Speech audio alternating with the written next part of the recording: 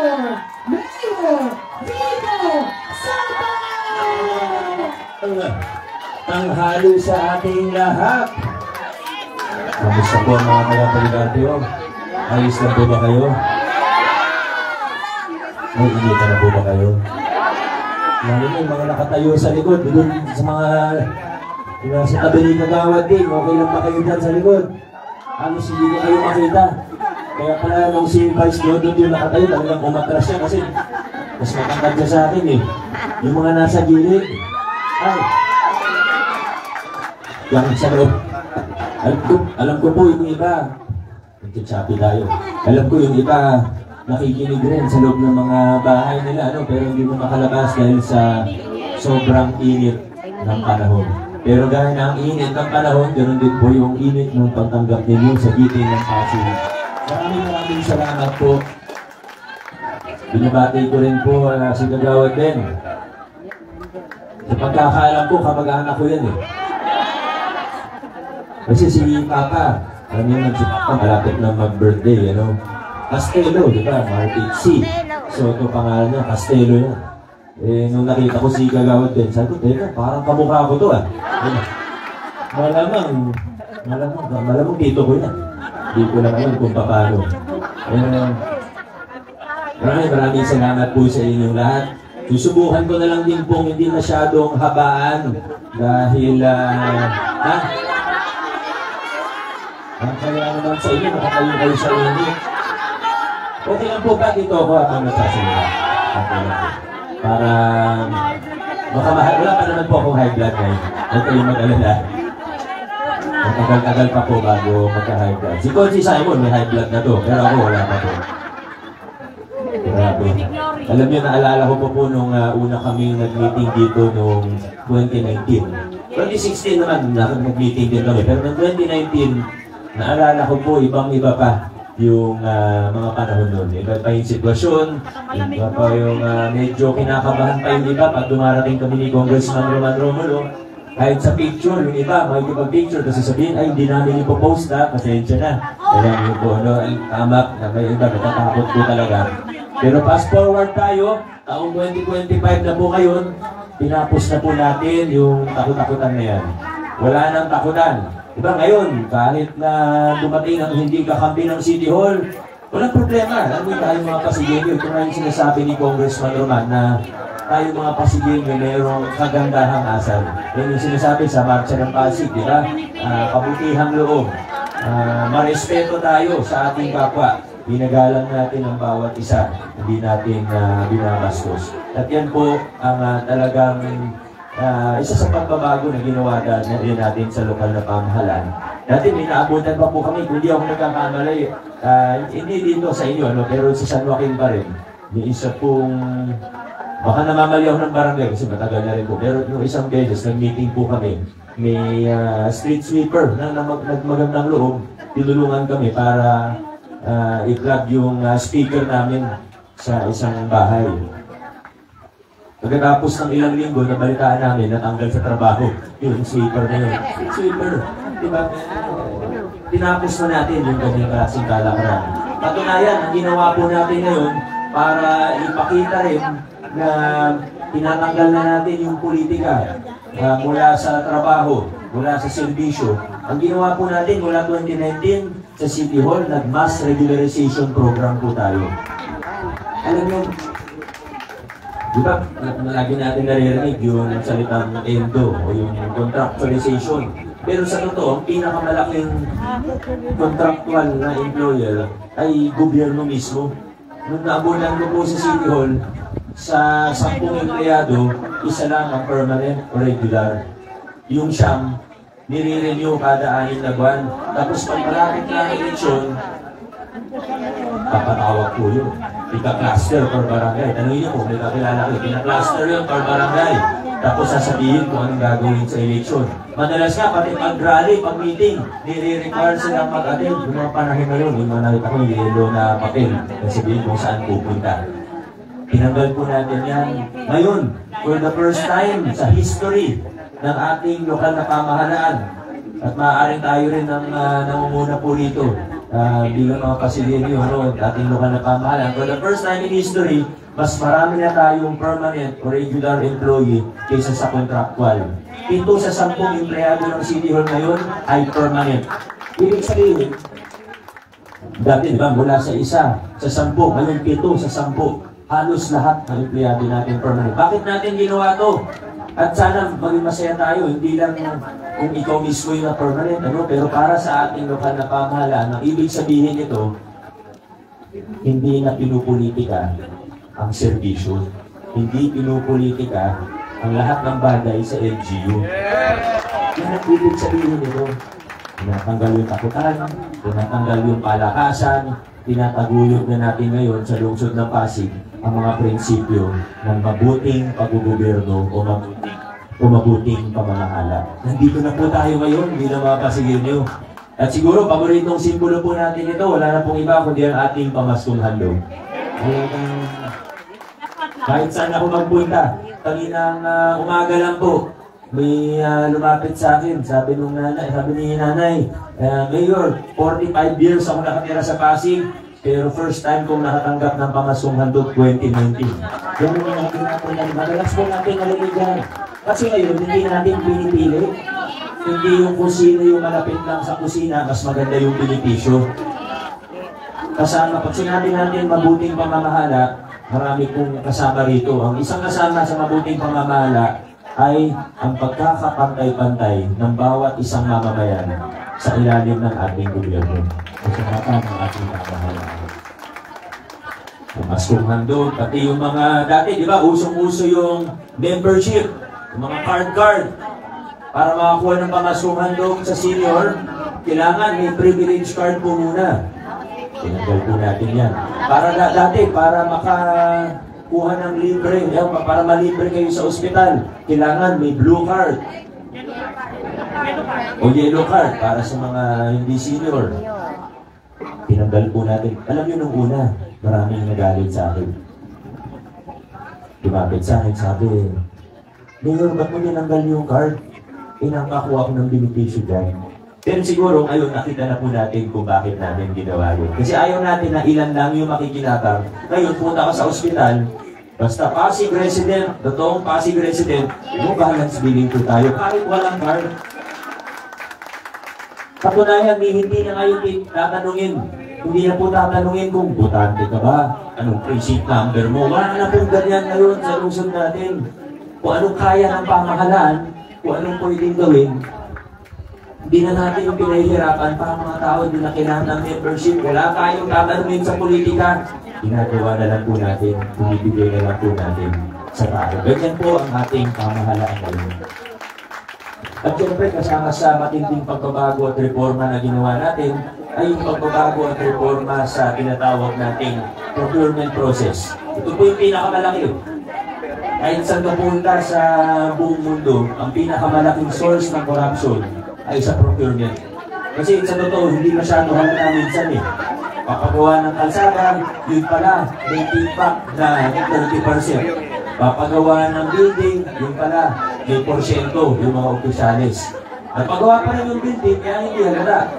Ewan ko lang, minsan substandard, pero minsan, nakita mo, napagawa naman talaga. Pero yung pinakamalaking source ng corruption. 2019, tinanggal po natin yung kickback o SOP sa pamahalaan. Ibig sabihin, at yung naging resulta, ay lumaki na lumaki yung pondo natin. Malaki yung natitipid natin. Pero syempre, yung mga natitipid natin, hindi dapat manatiling savings to. Dapat gastusin natin sa susunod na budget cycle.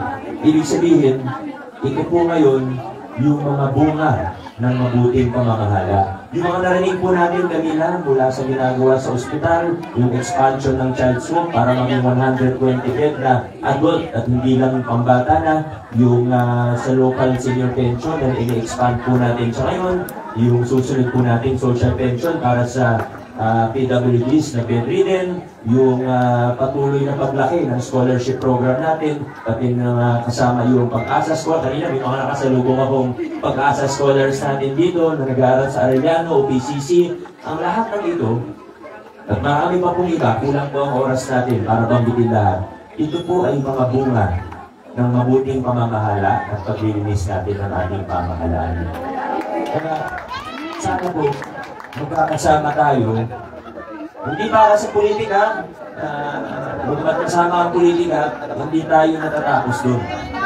Ang pinag-uusapan natin dito, pagtataguyod ng mabuting pamamahala at yung pag-angat o pagtaas pa ng antas ng serbisyo ng ating pamahalaan. Pinuputol na natin sa Pasig yung siklo na masasama, yung siklo ng korupsyon at kahirapan. Kasama sa siklo na ito, yung paggastos ng sobrang laki pag-eleksyon. Pinuputol na natin yung siklo na sa biting ng Pasig. Hindi kami nahihiyang sabihin na hindi kami gumagastos ng malaki. Hindi kami nahiya. Proud pa nga po kami. Dahil pag kami nabigyan ng pagkakataon, extend mo yung term namin ng 3 years, ibig sabihin, dahil hindi kami gumagastos ng malaki, wala rin kaming babawiin. Pag walang babawiin, ang puwersa ng kaban ng bayan, buong-buo. Maibibigay natin kung ano yung buo, kung ano yung kayang serbisyo, buo rin po. Lahat nilalawak yung mga programa natin. Lalong mapaiigting yung mga nasimulan na. Ito po ang ginagawa natin ngayon sa lungsod ng Pasig. Sana magkakasama po tayo dito. Noong 2022, binigyan niyo ako ng malorya sa konseho at maayos na vice mayor. Alam ko naman po kasi sa congressman, mula 2019, nakita natin kung paano magserbisyo, paano magtrabaho sa kongreso ang ating kongresista. Pag binabasa ko yung pink na pamaypay, pag hindi na kayo naiinitan natin, basahin niyo po yung pamaypay. Pero mamaya na po. Pag binasa niyo po yung pink na pamaypay na yan, sigurado po ako, kung basahin niyo na maigi, mararamdaman niyo yung pagka-proud na ang nagsulat ng lahat ng batas na yan ay congressman natin sa lungsod ng Pasig. Congressman Roman Romulo po yan. At noong 2022, binigyan niyo po ako ng maayos na kasama sa Sangguniang Panlungsod sa pangunguna ng ating Vice Mayor. Ang pinaka-importante trabaho ng Vice Mayor, siya po yung tagapangasiwa ng Sangguniang, Presiding Officer of the City Council. Minsan kasi, di ba sa Pilipinas, parang naliti na tayo kung ano talaga ng mga tao ng iba't ibang posisyon. Minsan iniisip natin, ang Vice Mayor dapat ganito yung ginagawa, konsyal, ito. Pero ang Vice Mayor, Presiding Officer, yan ang totoong trabaho niya. Kumbaga, di ba, pagka pipili ka ng doktor mo, kunyari, operahan ka, pipili ka ng doktor na surgeon. Diba, hindi porket mabait o hindi porket magulungin, siya yung pumuli ng doktor. Kailangan ang trabaho, yung skill set niya, yung gagawin. Hindi tayo sa Pilipinas, medyo narito kasi tayo kung ano yung job description ng mga iba't ibang posisyon. Pero ngayon, nagkaroon tayo ng Vice Mayor na talagang pinagampanan ng tungkulin ng isang Vice Mayor, nagtatrabaho ng maayos, at higit sa lahat, tapat sa atin lahat. Nilinis niya rin po ang City Council, marami siyang magandang ginawa. Tumaas ang antas ng serbisyo ng City Council natin sa ilalim ng pamumuno ni Vice Mayor Dodon Jaworski. At syempre, yung mga konsyal natin, alam kong kilala din na rin po, yung 5 sa kanila ay papunta na rin sa kanilang ikalawang termino kung kayo po ay papayag. Pero ito lang po masasabi ko sa 5 kasama natin na para second term. Sila po, wala pang 3 taon na nagtatrabaho para sa inyo sa ating konseho. Pero nakita nyo naman po ang dami ng accomplishment. Marami pong nangyari sa lungsod ng Pasig na hindi ko po nagawa kung mag-isa lang ako. Marami tayong nagawa sa lungsod ng Pasig na baka mas natagalan ng konti o baka nabitin tayo kung hindi natin kakampi ang mga tao ito. Kasi ang importante naman, hindi yung kakampi dahil kaibigan, dahil close, o ang importante, sila po ay mga tao na kapareho natin ng prinsipyo at naniniwala sa direksyon na pinupuntahan natin tungo sa maayos at tapat na pagpapahala, tungo sa pag-aayos ng mga serbisyo ng ating pamahalaan. Kaya mga kasama natin, ayun po, Sila yung mga napili natin, hindi dahil sa kaibigan, kundi dahil naniniwala sila at pareho tayo ng misyon. Si Councilor Simon, narinig niya yung kwento niya tungkol sa Pogo. Si Consi Volta, ang daming naitulong sa ating mga toda. Si Consi Pao, lagi kami nag-uusap. Nagugulat ka naman. Lagi kami nag-uusap kung paano pagandahin yung programa para sa seniors natin. Si Consi Kiko, sa tulungan namin, ang dami nang naayos na problema sa lupa sa buong lungsod natin. More than 3,000 pasigin yung families ang natulungan nitong nakarang 3 taon para magpasa kanila ang lupa kung natataluan ng mga bahay nila. Si Councilor Eric, ang laki ng ambag pagdating sa healthcare natin. Pero last but not the least, yung isa po tayo kasama noong 2022 na hindi sinuwerte. Sabihin natin, natalo po siya. Pero alam niyo, kaya ako mas napahanga sa taong ito. Dahil kahit natalo po siya, alam niyo, ilang araw lang ang nakalipas, parang wala pa yata ang 1 linggo pagkatapos ng eleksyon ng 2022, bumisita po siya sa akin. Tinanong po siya, Coach Paul, anong plano mo? Sabi niya, Mayor, gusto kong tumulong. Handa na akong magtrabaho kahit volunteer lang, sabi niya. Sabi ko sa kanya, kung tumulong, magpahinga ka muna, talo pa nga sabi ko. Pero ayaw niya. Ayaw niya magpahinga. At kahit hindi natin siya nabigyan ng posisyon, siya po ay nagkusa. Siya po ang nagtayo. Siya po yung nanguna po para maitayo ang kauna-unahang CSO Academy sa Pilipinas. Di ba, baka isip, ano yung CSO Academy? Anong yan sa buhay ko? Ano bang makukuha natin dyan? Alam nyo, kasi mula 2019, binuksan natin ang budget ng Pasig. Yung mga konsultasyon, yung mga CSO participation. First time sa history ng Pasig, ginawa po natin yan simula 2019. Medyo nabutan din tayo ng pandemya, bawal yung mga meeting na ganito. Pero tinuloy-tuloy po natin. At ngayon, sabihin natin, medyo mataas na rin yung level. Sector-based consultation. Ang problema, binuksan nga natin yung budget, pero ang totoo, hindi ganun karami ang nakakaintindi pagdating sa mga technical na bagay. Ano ba talaga yung dapat gawin? Pag may panukala ako, paano ko ilalatag? Paano ko ipapakita sa City Development Council o sa local special body? Technically, mahirap intindihin. Ang ginawa ni Coach Paul, nakita niya yun. Nakita niya, bukas yung pamahalaan natin ngayon. Transparent. Tinatagulot ang mapanlahok ng pamayanan, gobyerno. Kailangan sumabay din ang civil society. Kailangan sumabay din ang mamamayan. Ang ginawa niya, nag-train siya ng mga mamamayan para mas maging makabuluhan ang pakikilahok natin sa pagbugobyerno. Yan ang ginawa ni Coach Paul Sinogat. Ang yan po ginawa niya. Mula 2019, marami na po tayong nagawa. Pero mula 2022, mas bumilis ang takbo ng inyong pamahalaan, mas napaganda pa natin ang serbisyo. Sigurado po ako na sa 2025, kasama ang mga taong ito, paiigtiin pa natin kung ano mga nagawa na. Marami pang bago na parating. Ayoko mangako ng kahit ano, dahil alam kong pag malapit ang eleksyon, hindi na tayo naniniwala sa mga pangako ng mga politiko. Hindi ba kasi pinapangako langit at lupa? Diba sawa na tayo sa ganung klaseng pangako? Yung iba nga, langit, lupa, pati ibang planeta, pinapangako na sa atin. Hindi tayo mangako. Basta, kung anong kayang gawin, kung anong pwedeng gawin, gawin na lang natin. At ito po yung mga kasama natin na naniniwala sa direksyon na pinupuntahan natin. Kung baga sa sasakyan, hindi naman pwede na yung driver gustong dumiretso, yung pasahero, inaagaw yung manibela kasi gustong lumigo. Disgrasya po yun. Kailangan pare-pareho po tayo. Sa Pasig, hindi po tayo liligo. Mas lalong hindi na po tayo u-turn pabalik sa mga lumang kalakaran. Dire-diretso lang po tayo. Maraming salamat sa lahat ng mga pagkakataon. God bless Pasig City.